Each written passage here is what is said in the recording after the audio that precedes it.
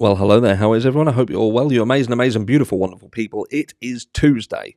I know it's Tuesday. Tuesday. I had to check. One day before the midweek hump. I'm looking forward to the midweek hump. Not looking forward to be.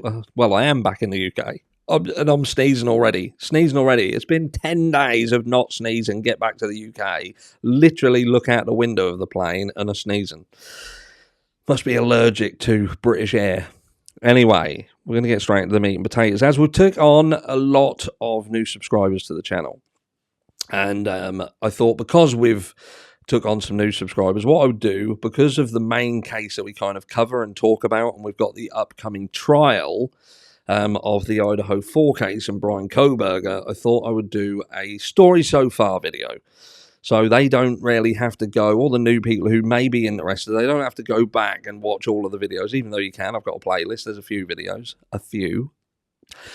I thought I'd talk about it, what the story so far. So what is the Idaho 4 case? I hear you say the Idaho 4 case is a case of 4 murdered students who were killed about 2 years ago in Moscow, Idaho. That's in the US of A.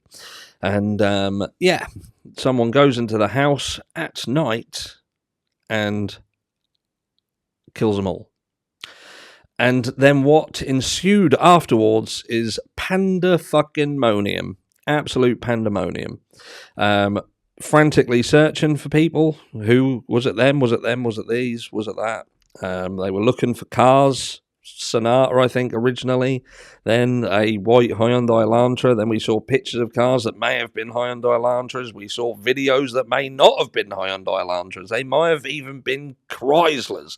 We've seen creators come and go. We've seen creators come, go, come back, go again, come back again, drop their channels out saying they're never going to return, then come back with other channels.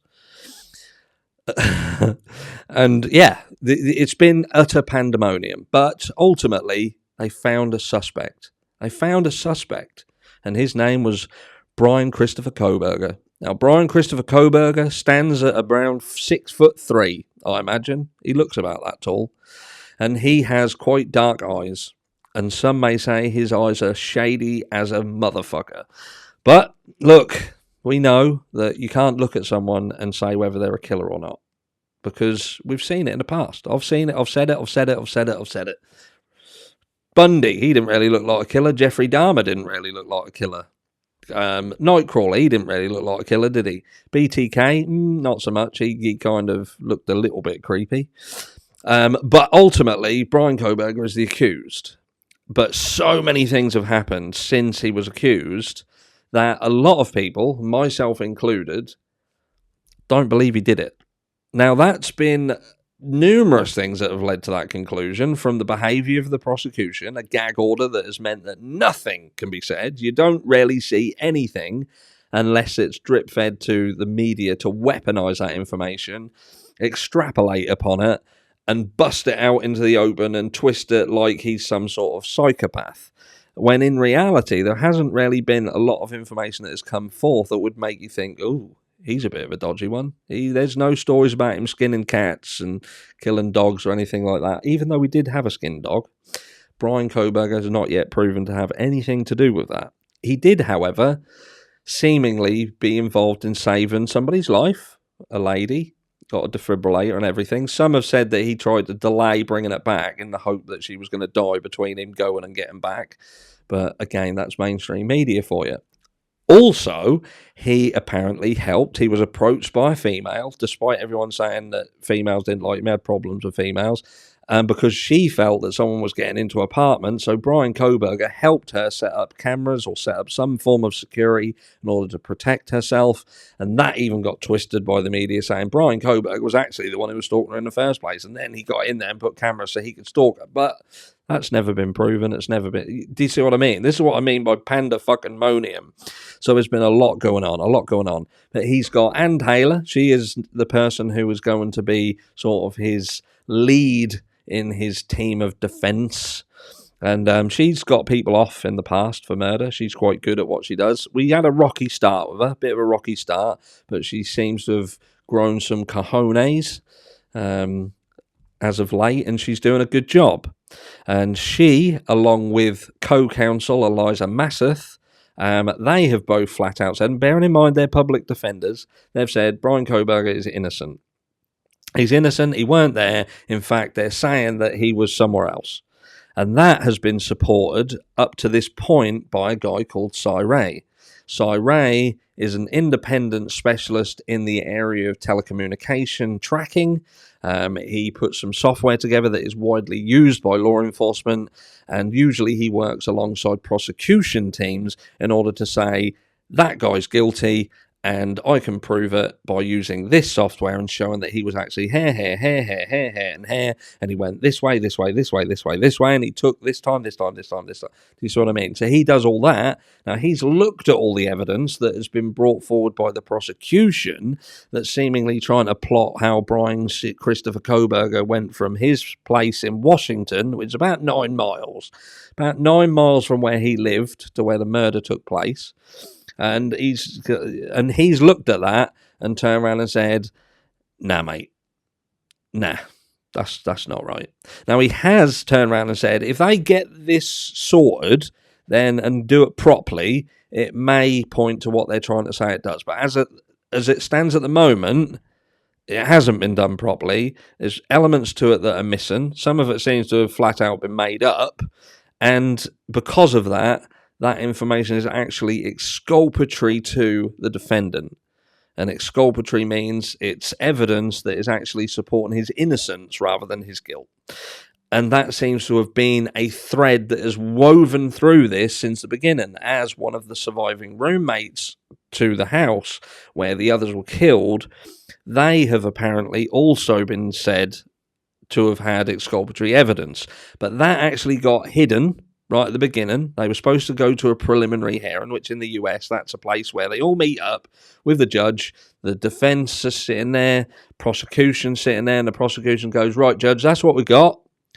This is all the evidence that we have about that guy there, and we think that he did this crime, and that's why. Judge gets them all, goes over it, and he looks at it and goes, yep, we'll go to trial. That didn't happen. Instead, what they did, sneakily, they went to a grand jury, which is an alternative to the preliminary hearing. So the defense has nothing to do with that. The prosecution can kind of give a bunch of people the information that they want to give them and say, what do you think to that? Do you think there's a possibility that we may get a conviction out of that? And if they turn around and go, possibly, that's enough. And that's what they seem to have gone with. So that wiped everything off the table and they went ahead with it. Even though there was stories that would suggest that even the jury in that part where they go, they may have turned around and said, no, we do need more. And they went, can we forget that? Can we ignore that was even said? And they did. So we are where we are. Brian Kohberger is being accused. There is a trial that is next year, starting on the June 2nd, and I'm going to be streaming it here every single day until it's done. And this is going to be a death penalty case. If it had killed people in his own state, wouldn't have been, but he went over from Washington to Moscow, Idaho, and that's now made that a death penalty case. And what is more important to understand before we sign this off is that currently it is stated that there is absolutely no connection between Brian Christopher Kohberger and any of the victims of this crime. Nothing. Nada. Nothing at all. They did find, apparently, a knife sheath at the scene with DNA on it that they're claiming belongs to Brian Christopher Kohberger. And that seems to be the golden goose at the moment. That seems to be the thing that is retaining him where he is, as people seem to feel that is enough. But they have searched his house, they've searched his parents' house, they've searched his car, they've searched everything, they've searched his person, and they have found nothing that connects him to this crime. So no blood, no hair, no dog hair, no nothing whatsoever. No digital forensic analysis has come back and said that he was stalking. That's been rebuked by even the prosecution themselves. So at the moment, this remains a complete and utter mystery. But there you have it. That is the story so far, in a short version. If you want the long version and you're interested and you recently come to the channel, let me know down below and I'll do a live and we'll smash it out of the park so you know everything. But that's me done for the day. Half day. I say half day. Came home to a flat fucking car battery, didn't I? Because someone left the radio on. Not mention any names, Mrs. Harsh. So I've got that to sort today. But anyway, love you and leave you. Have a fantastic, awesome, marvellous, terrific Tuesday. And I'll catch you all. It might be later if something comes out. If not, that'll be tomorrow. Take care.